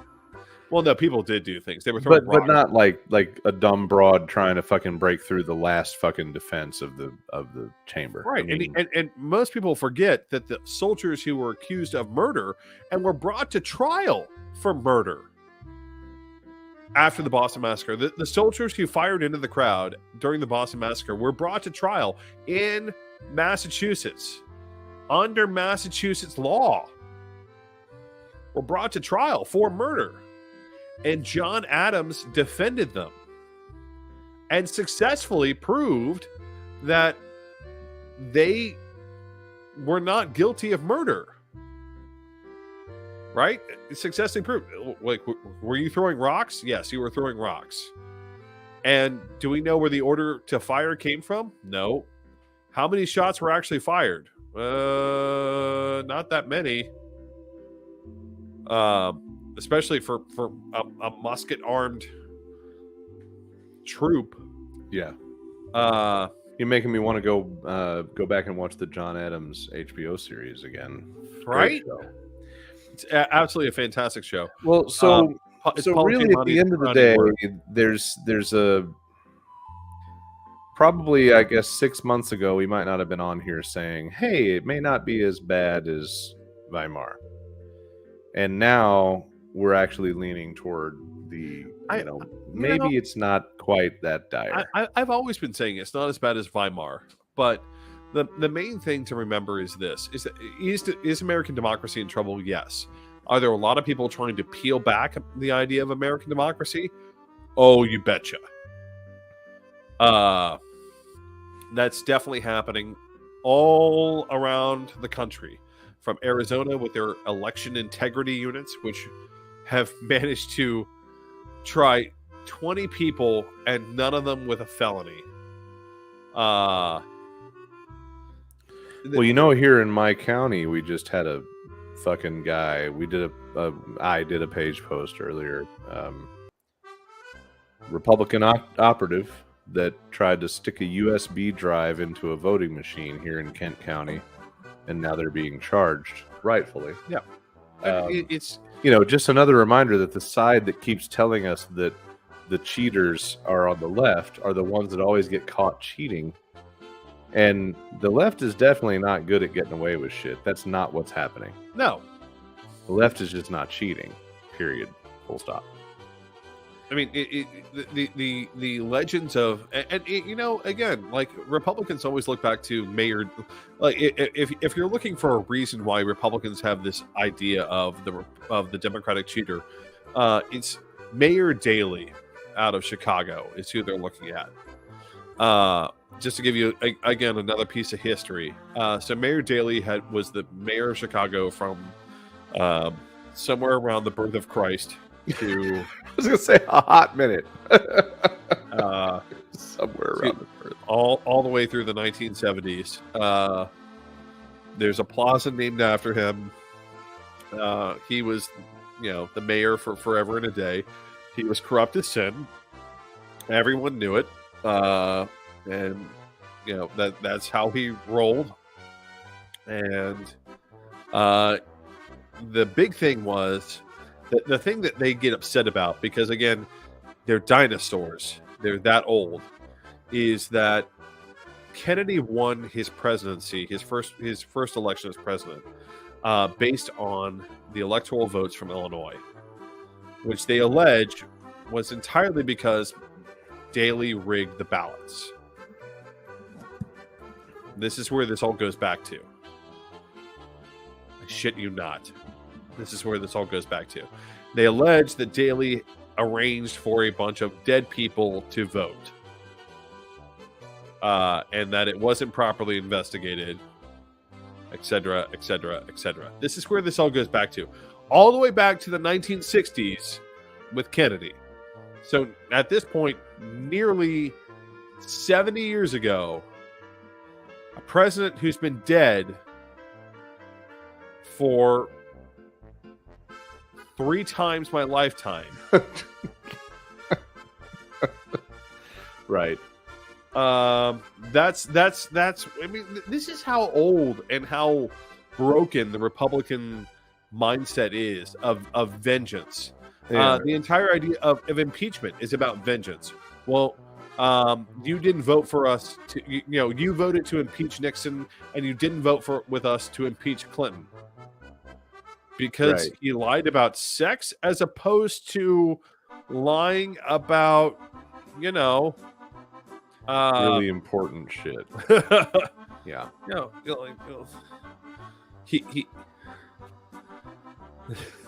He broke into an opponent's office to try and bug it. That seems worse than lying about sex, right? Those are two entirely different things. But again, it's this Republican mindset. You shut your whore mouth with your rationality. But yeah, you're right. It's like a long memory and never-ending grudges. It's this vengeance aspect. Is American democracy in trouble? I won't say no, but it's in better shape than I think a lot of people give it credit for. And I think if Republicans continue to press on it in the way that they're trying to, it's not going to end up the way that they think that they want it to. It could backfire to some extent. And I think it already is, right? Look at Pennsylvania. Look at Arizona. Look at Georgia. And look at the reaping of what was sown with the Roe decision. I mean, it's not... Right. I mean, so many women are looking around being like, you and because Kansas, of all things, fucking Brown Pakistan, right? Kansas did it right. They put it to a vote, and Kansas said, no, abortion is protected. Right.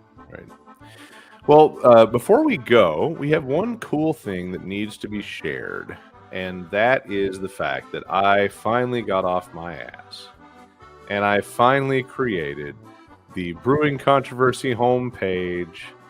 And if you go to brewingcontroversy.com now, you will find our little corner of the internet. It's a basic site designed to direct people to whatever the fuck it is that they would like to look at our crazy asses for a couple hours a week. It's very simplistic. It may grow to have some things, but it's not going to ever be very complex because this is a live stream show. It's a talky talk. It's not a looky look. So we decided we needed to have this home on the internet, and coming soon, we will have promotional materials, and this is also a space where we could put anybody dumb enough to sponsor us. So If you go to brewingcontroversy.com, you can check it out. But this is our little page on the net. We give people the opportunity to choose if they want to follow and watch or subscribe and watch with YouTube and Facebook, which we would like to encourage you to do. We strongly encourage you to subscribe. We would really like you to subscribe, please. And this was finally a place where I could deploy this series of comedic parody quotes that I had been developing. Some of which are actually, because I recognize some of them. Some of them I think are real, yes? No, none of them are real, but the photos are of real people, which is the best part. Yeah, Officer Richard Van Douche, Karen McCarran, Chad Neckbeard, Seymour Old Money, which is actually a picture of Richard DeVos, which I'm extremely happy with using. Rick DeFox, which is a play on Rick DeVos. And then Marty Bug Tussle. So these quotes, these superlatives are included. I feel like I've seen some of these quotes though, or like I feel like there's still like I know you've used fake quotes for this. I feel like there's real quotes, at least on our page, that you could be using that are just as good. They're very well could be equally authentically fucking stupid shit. But anyway, that's something that we've been wanting to get around to, and we're glad to finally get that out there. And it seemed like the Oktoberfest episode was the time to do that. Now, coming up, we'll be doing a Halloween piece toward Halloween. We'll do a pumpkin beer Halloween episode, and I think we may make that one into a Halloween party. So if you ever thought about we'd love joining us and getting your mug on the screen, all you need is a camera, decent light, and some kind of microphone, and we will bring you into the fray. We will, and we'll talk about something seasonally appropriate. We'll figure it out. So we'll probably be warning people about this possibility a few times. We'll recruit a few folks, but if you want to join in, feel free. But for now, we will just ask you to subscribe, like, share, etc. Be sure you pass this around to your friends that you think might find it humorous. Keep in mind, people can come and go. If they're only in for 20 minutes, then they're in for 20 minutes, and we hope they enjoy themselves. If they're in for the whole long haul, then good on them. And bless their hearts and stuff. Anyway, it's time for us to go, and David's going to bury himself in another beer, and I'm probably, now that we've spent so much fucking time in this German motif, I'm going to have to go blow the nuts off some more Nazis in my sniper game. Which means to get out of here, we have to wish all of you a wonderful evening by way of our usual sign-off. Good night. Good evening. And good luck.